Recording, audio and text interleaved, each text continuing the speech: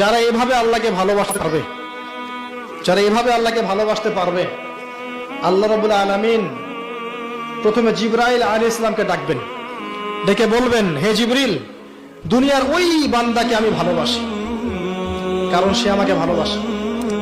সে ফরজিয়াত, নফল, ওয়াজিব, সুন্নত এগুলো করতে করতে এমন একটা পর্যায়ে পৌঁছে গেছে যে আমি তার কান হয়ে গেছে, আমি তার হাত হয়ে গেছে, আমি তার দৃষ্টি হয়ে গেছে। আমি ওই বান্দাকে ভালোবাসি, হে জিবরিল তুমিও তাকে ভালোবাসো।